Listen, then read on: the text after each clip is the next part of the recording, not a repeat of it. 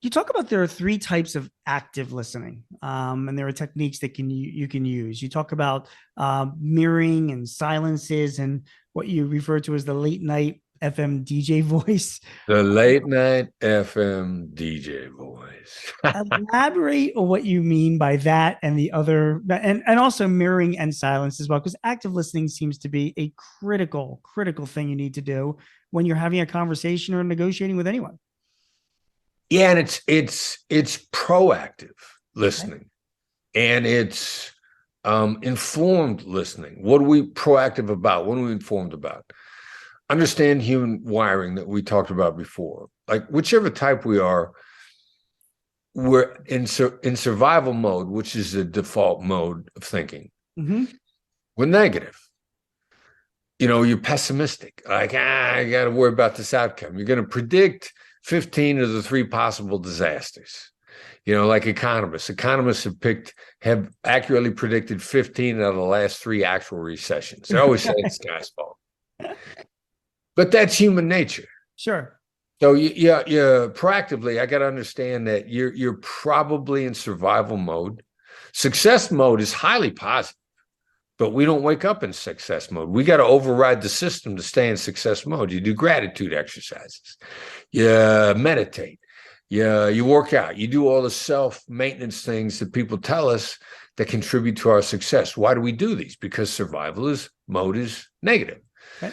So knowing that, number one, I know that in advance. Number two, I know the best way to deactivate that is to simply call it out, not deny it, but to call it out. Now, these are the tools that you were talking about a few minutes ago for proactive. Am I labeling? Am I mirroring? Am I using dynamic silence?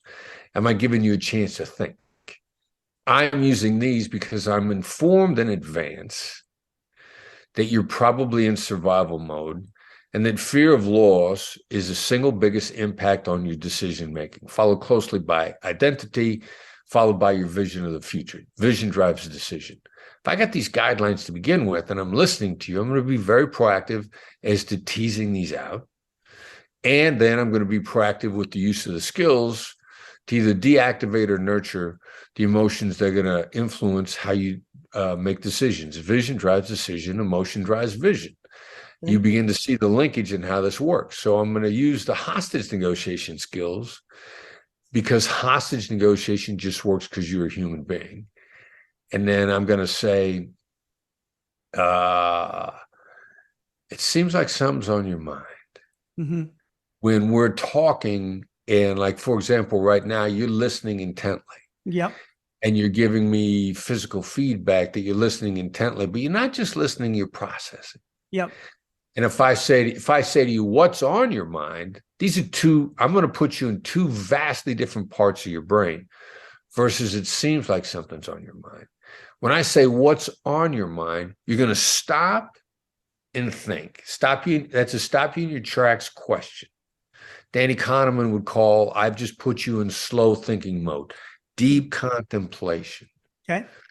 And two parts to that. Number one, I put you in that slow thinking mode, contemplative mode, and you may or may not answer.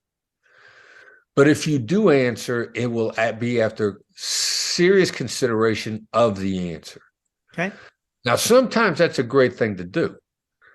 But if I don't want you to think about the answer, I just want the answer. I don't want to stop you in your tracks. I want you to just give me a basically straight, unvarnished download. I'll say it seems like something's on your mind, and you're much more likely to just start giving me a stream of consciousness, unvarnished. You're not being deliberately deceiving before, just being contemplating is going to hold back some information.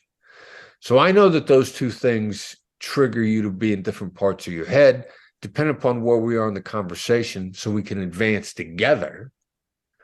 I will pick one over the other.